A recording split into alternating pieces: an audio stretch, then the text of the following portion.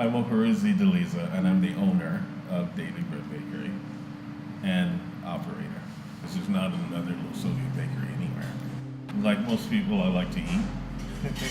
I guess my eating got out of hand, and I got pneumonia for the first time in my life a few years ago, which caused things just kind of in my body to go haywire. I wound up having high blood pressure, and probably because of the way that I ate, you know. And so after that, I had to go in the hospital for a week, and after that, I got out and decided that I was going to find a way to eat, because the doctor put me on 2,000 milligrams of sodium, which isn't really strict. The average diet is supposed to be 2,300 milligrams of sodium per day. However, the average American diet, from what I have seen, is between 4,000 and 5,000 milligrams of sodium per day, which is dangerous. You go to the store, which I did, because I figured once you put me on 2,000 milligrams of sodium, my life was over. I went and I read every single label I possibly could at the grocery store, and I was absolutely appalled.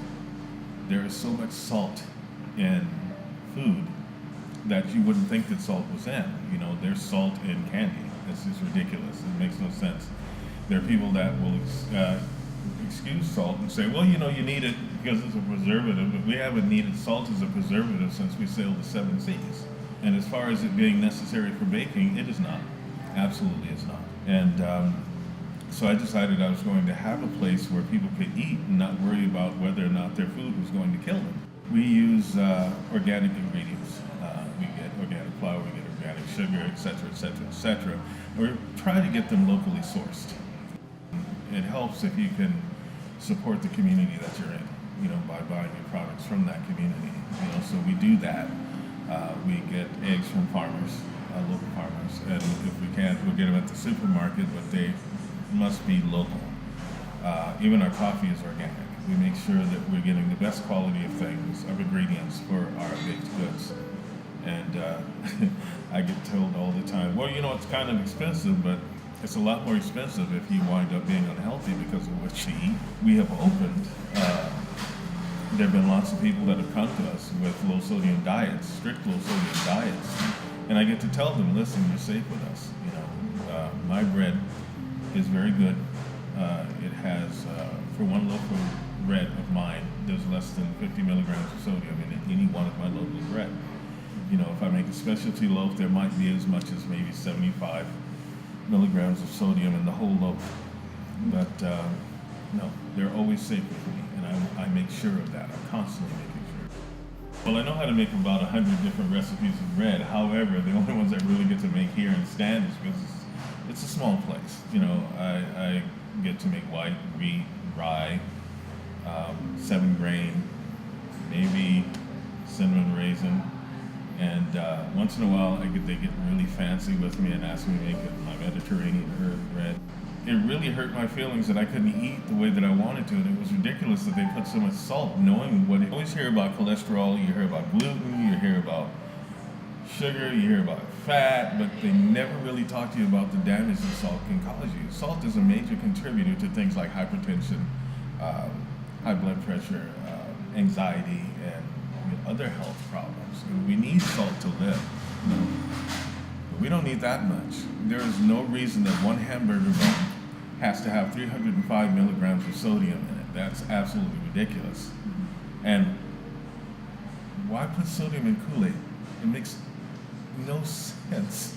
It doesn't. And I've proven these people wrong that said, well, you need it to bake, otherwise your dough won't rise. I don't use one bit of salt in my bread. We opened Daily Bread Bakery almost 3 years ago. Yeah. Opening a bakery kind of gave me some validation that there was a reason that I just had a natural knack for baking. You know, it just kind of helped me along. It helped me to know that I'm at least doing something, you know, to contribute to society. I'm constantly amazed at how little people with lots of money contribute. You know, I'm amazed. How can you have billions of dollars and still look at homeless people? How can you do that? I mean, how can you look at someone when you know that you're going to have a place to stay and you have all of these different places to stay because of the wealth that you amassed or were given, yet look right down the street from you and see people who can't even eat. You know, it made no sense to me. So if I can do something that causes people to be healthy, because we have a policy here. I don't charge vets for coffee. They can come in and they can get coffee. I don't charge police or public services servants such as EMT, ambulance drivers, things like that, for full price. And no one's going to make me. It's my place. I make the rules. I mean, I've opened this bakery. I did it with the help of a few friends, no bank loans, because they just won't give loans to people like me. But I wanted to give something back. This is my giving back. We have other people that move into the neighborhood that are a little more convenient, have a little more money, so a little flashier, and I get that, but we still won't compromise our quality at all. You come here to Daily Bread Bakery, you're going to get something good. It's going to be fresh, it's going to be good, it's going to be full of taste, and you won't even miss the salt. So whether it's been slow or not, I'm imagining that at some point in time it'll speed up. We have an Etsy page, and that's working out pretty good for us. Yes. But as far as foot traffic, even though we're at a wonderful location, lots of people don't come.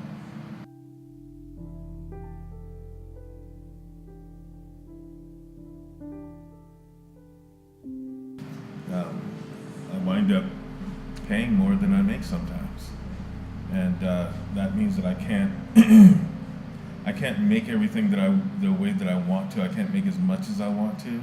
So when people come in, they see that we have enough stuff, and they expect us to have a bunch of waste, but I can't do that because I don't have the traffic. If people would just come in, we have this wonderful dining room. I made it so the Standish had at least one nice place to go where people can sit and they could be peaceful. No one will harass them. No one will bother them. It's a nice, quiet space, and hopefully at some point in time that will catch on. So I'm always optimistic about that. Easy. One of the struggles is money, because money means you can get more supplies, and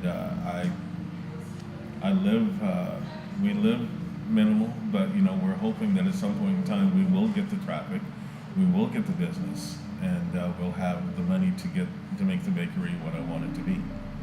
Right now, I think we did a great job. It's small. It looks good. We keep it clean. We obey the rules, and hopefully at some point in time people will see that we're important enough to come to, that we can help them with their diet, and they'll give us the business. Yeah, my favorite part is creating things. I like the process of baking. Baking is one of those art forms that you learn when you're smaller and you get good at it. I see people with their measuring cups and we have to put this much in and that much in, and I just kind of throw everything in because that's just how I do it. I'm an artist, so I know how much goes where and why it goes there and what it's going to taste like and what it's going to be like.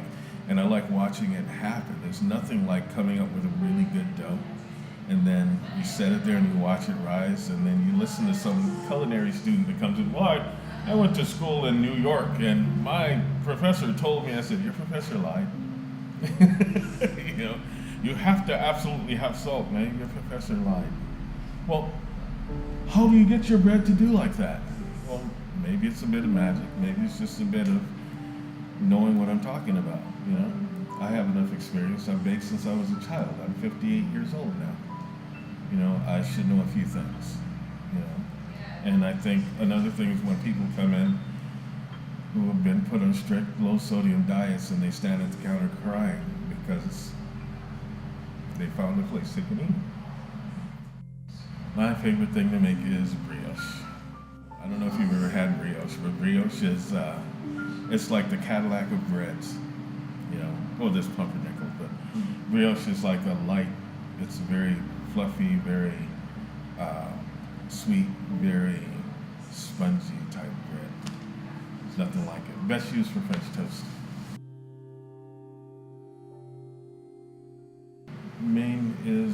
place to be, regardless of what anyone thinks about it. It's a wonderful place to be. It's easy to live here. You have to be motivated. You have to be willing to work. I would like to, like any other business, expand. Have enough wealth and prosperity that I can expand. And I will eventually elevate into a low-sodium restaurant so that people can have full meals, which we do. And they can just come to a place where they know they're going to get good food. I'm not into the politics of food. I'm not going to try to convince someone to have a certain diet. If you want to come to Daily Bread Bakery or Daily Bread Restaurant or whatever to have a good time and eat, that's what we want you to do. I plan on being a person that will be wealthy enough to turn around and help people. I will make it happen. One way or another, it will happen. I'm the oldest of 8 children, and when I was a child, my parents had a habit of leaving us, and they would leave us with no food, and I had to feed the kids. And I was always hungry, always hungry. I was always starving. We did this project where you put flour and salt together and make these little things, and I was eating them because I was so hungry. So I took that and I said, well, maybe I can make bread, but that was too salty. So it's funny that I would have this bowl with salt now, and I started making bread then so I could feed us. And it stuck. I learned to make other things, cookies, cupcakes, cakes, pies. I grew up in Los Angeles, South Central Los Angeles. Yeah, rough place. From Pomona to Los Angeles. My name is Sinari Deliza, and I am the wife of Ahura Deliza, who owns Daily Bread Bakery. Hours were open Wednesday through Sunday from 9 a.m. until 4 p.m. We market mostly online. Around here it's primarily word of mouth, but we have Facebook and Instagram. We have a website, and we do a lot of online orders and shipping to different places. Here, I bake things like cookies and muffins and pies and cakes. There are 2 different ways to place orders. It depends on if they'll be wanting it shipped to them or if they want to come in. A lot of times people will call and place orders ahead of time and then come in and pick them up. Or we can also take orders via email as well, and then they pay in advance and we can ship them to them. We're not able to ship orders worldwide at this present time, only because shipping is so expensive and we're not big enough yet to have a contract with a shipping company. So it's mostly in the United States, but if someone were to request something and want to pay the extra shipping, we certainly could. I like the process of baking. I'd have to say, though, my favorite part about baking in a bakery like this is we have a lot of people with very specific dietary requirements, and low sodium is something that they can't find anywhere. Even things that are sold in the store that are supposedly low sodium are still quite high. We're very unique in what we do in that we don't add any salt to anything that we make. So things like breads and our treats and everything are very, very low sodium. So my favorite part would be that we get so many people that are incredibly grateful to have found us because they can't find the things that we make anyplace else. So for example, our bread, the bread that he makes, has less than 40 milligrams of sodium for an entire loaf. And low sodium bread is usually maybe 100 and something milligrams for one slice. So all of a sudden these people can have sandwiches again that they couldn't have before. They can enjoy the things that they used to be able to enjoy that they couldn't when they went on a low sodium diet because it just doesn't exist anywhere else. So that's my favorite part. We get a lot of beautiful comments from people, and we've even had people come in or call us on the phone or talk to us in tears because they were so grateful to find the things that we have, and they said, I can enjoy eating again because I found your products. So that's definitely my favorite part.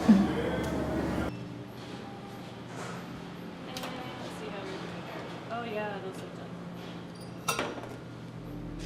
Squish them, bounce back. Yep.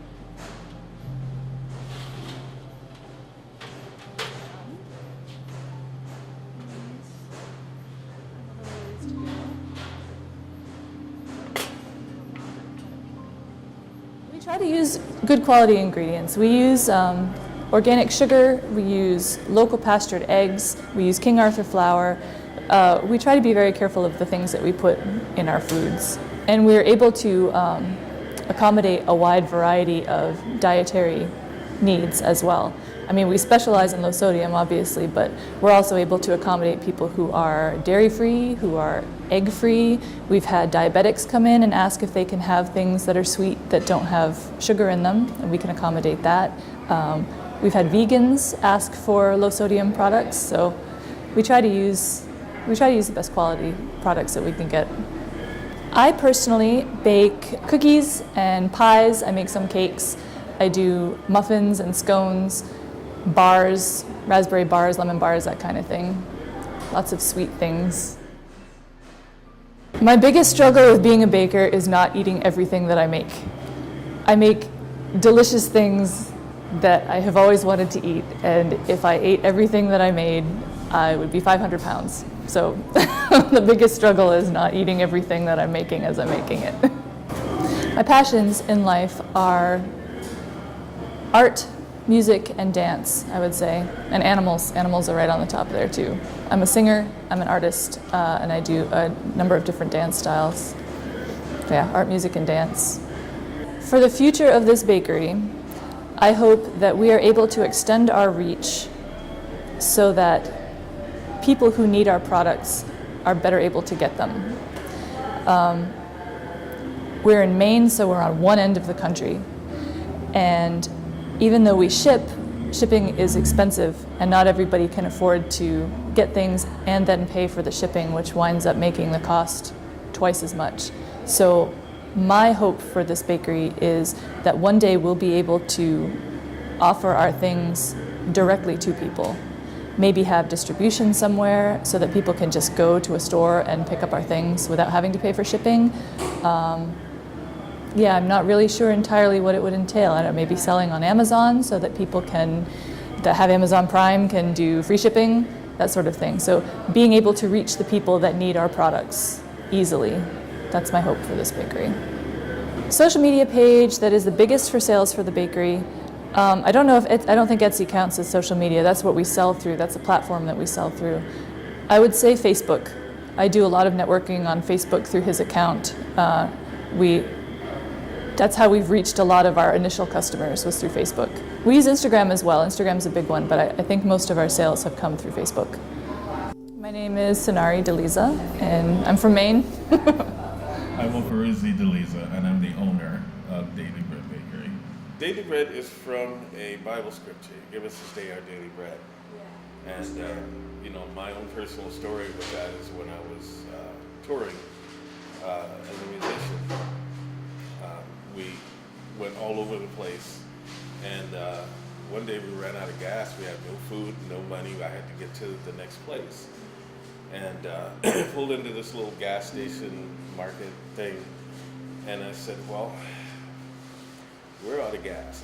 And I remember this old evangelist lady that taught me one simple thing. She says her mom used to clap her hands and say, give us this day our daily bread.